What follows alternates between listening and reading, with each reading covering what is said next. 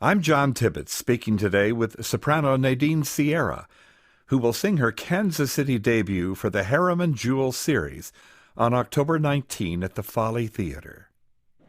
Is this Nadine Sierra? Yes, this is she. Yes, ma'am. This is John Tibbetts. We'll be doing our interview today, and I want to thank you for your Hi. time. Hi there. Oh, Of course, absolutely my pleasure. there's a lot of sunshine in your voice. It's sunlight outside, so this is perfect. Yes, it's true. Okay. Especially in San Francisco. Well, it's interesting because here you are coming to Kansas City, and you'll be at a venue that has already distinguished itself as presenting a number of fine young singers in a venue that they're not used to. That is to say, not on the opera stage per se, but in a small, more intimate solo recital setting. You're joining an illustrious company. When did you first hear about the Harriman-Jewell series and the reputation that it has for young singers like this? To be honest with you, I had heard about the organization for the first time from my pianist who's playing with me in this concert. His name is Brian Wagern, and he and I have been we've been friends now for 12 years, because we went to school together at the Mannes College of Music in New York. And we sort of grew up with each other, not just as friends, but also as musicians. And he is now working at the Met as well as full-time music staff. So I had heard about the organization through him, and he had made it sort of an attractive thing for me and also my manager, Gianluca. So we all got together, the three of us, and sort of organized it so that Brian and I could do the concert together, not just to make music, but also just to hang out as friends. So it's a fun thing that was inspired really from him. So I'm happy that he gave that to me. Well, that warmth and sense of friendliness, even intimacy, you will find here at the Folly Theater in Kansas City. Your pedigree is amazing. I mean, the Richard Tucker Award, the Beverly Sills Artist Award, you're in pretty good company right there, too. Yes, I've been very lucky, and I've had a lot of support over my small career so far, and I'm very, very thankful. So, yeah. Well, we want to remind people that the 19th of October, that's a Saturday, at 7:30, we'll be hearing Nadine Sierra in recital with a pianist, of course, at the Folly Theater. I love the idea that you've been on and at some of the most prestigious opera houses in the world, and yet your professional debut was at the Palm Beach Opera? I love that. Yes. Yeah, because I started at the Palm Beach Opera when I was 14 years old. I was part of their opera chorus, actually, and I was part of their opera chorus all throughout my high school years. So my old high school, which is the Alexander W. Dreyfus Junior School of the Arts, long name, yes, is right next to the Kravis Center in Palm Beach, where the Palm Beach Opera performs. So all of my after-school activities were basically dedicated to my being part of the chorus and also doing small roles with Palm Beach Opera. And I really couldn't have done that if it hadn't been for two of my voice teachers. One is Cesar Ulloa and the other one is Kamal Khan. And Kamal was the one who introduced me to the Palm Beach Opera and put me in the chorus because he thought it would be a really great learning experience for me, since I had been wanting to be an opera singer since I was 10. And he was right. It gave me the opportunity and sort of the sense to know what it was like to be a professional and sort of what it takes to be on the operatic stage. And how nice to be among friends all that while. Yeah, it's pretty amazing. And I actually am in touch and still work with the both of them. So we've had 17 years of mentoring and learning together. So it's quite amazing. Now, before we talk about your program, let's strike a contrast. I have gone up on YouTube and seen you in these colossal stages, auditoriums, full orchestras at your back. I mean, these mammoth settings. Now, soon at the Folly Theater, however, you'll be in a kind of a jewel box of a setting. A small stage, a pianist, and a smallish auditorium. What kinds of adjustments does an opera singer make for such a venue? For me personally, I would say right off the bat, I actually kind of love those settings, this intimate one that you're talking about. I love those far more than I do large theaters with, maybe 4,000 seats like the Met. I love that because I feel like I get a better connection with my audience. Mm-hmm. I feel it is more intimate, and I feel like I can sort of relax more because I don't have a lot around me to distract from music making or distract from my having freedom over the music that I'm singing. Because usually in an opera setting, we have sets, we have costumes, we have the conductor right in front of us that's sort of dictating the music to us. Whereas in this way, I just have Brian with me and just myself and the audience. And there's something very, very freeing about that. Mm-hmm. Honestly, sometimes I give my best performances in those settings just because of that.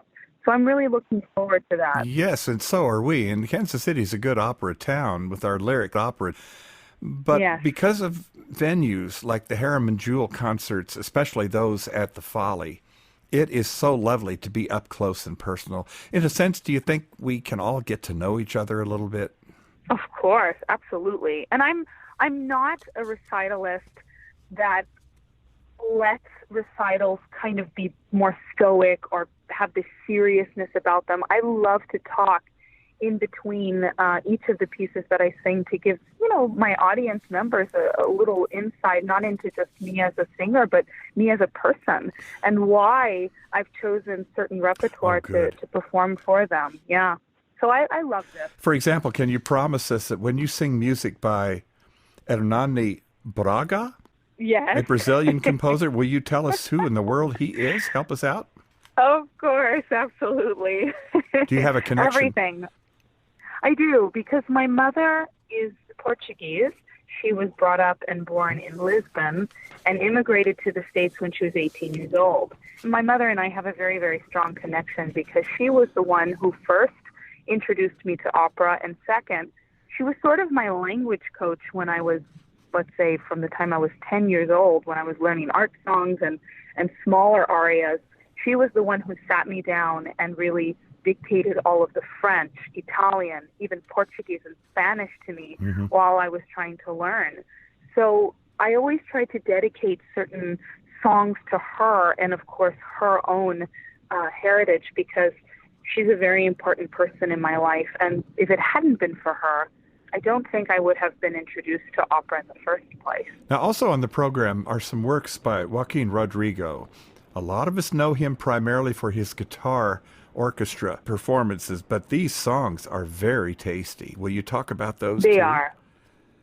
Yeah, absolutely. They are beautiful songs. These are songs that were given to me, oh my God, when I was 13 years old by my vocal coach, because he saw that I was very much interested in Portuguese, Spanish music in general. And I know that a lot of the times, especially in the States, some of this music is sort of lost or it's not really performed very often. And I guess because of my own heritage, with my mother being Portuguese and my father having Puerto Rican and Italian ancestry, I try to showcase those pieces, especially the ones that have become my favorites over the years, because it just is sort of a symbol of who I am and the people that have really affected me very deeply in my life. Now, also on the program is from Donizetti's Lucia de Lammermoor. We'll be having that opera in Kansas City in the spring. In the meantime, you are known. Wow. You are known for this opera, and here you're going to be singing for us on stage. Yes, I love Lucia. I mean, I love bel canto roles in general, like Gilda, like Lucia, Dorina, Nanetta. They're some of my favorite roles to perform when I have the chance to. And I guess in this kind of concert setting, taking these arias out of context, it's going to be really fun because, again, I have the freedom and the capability of doing them in an intimate way with Brian. So I think it's going to just double the fun, really. So I hope people enjoy it. Indeed. And before we begin to wrap things up, a special favorite. I can't wait for the music by Charpentier. Tell us about that. Oh, yes. Oh, Depuis le jour. So Depuis le jour is an aria that I was first inspired to sing from Renée Fleming. It was one of her greatest roles that she ever did, Louise. And she used this aria many, many times in concert settings and also recital settings. And just, I mean, she really is the greatest American soprano, at least in my mind, that exists today. And honestly, it's because of her that I sort of chose to put that in my repertoire. So maybe in a way I'm paying homage to her for inspiring me as a young American soprano. You must be champing at the bit to perform works like this on the smaller stage. I am, yeah, absolutely. I have to wait. There are some roles that like Louise, I have to wait for because they are a little bit heavier to sing. But overall, if I can take the arias and put them in a concert setting, why not? It's the opportunity to sort of explore repertoire that maybe I wouldn't have otherwise. Now, I'm reminding everyone I'm talking to Nadine Sierra, who soon will be in concert here with the Harriman-Jewell series. That is a solo concert recital, 19 October at 7:30. Now, this is at the Folly Theater. Nadine, I can guarantee you there will be a warm embrace for you in that wonderful hall. You're going to love it. Thank you so much. I know I will. I'm really looking forward to it, truly. And we're so delighted that you're coming, and we give our thanks to your mother and to the Palm Beach Opera. They made it happen. Yes, they did. They really did. Thank you for that. Thank you so much. Goodbye. All right. Bye. For tickets and information about the Nadine Sierra performance or others, visit the Harriman-Jewell series, hjseries.org. I'm John Tibbetts for the Harriman-Jewell series.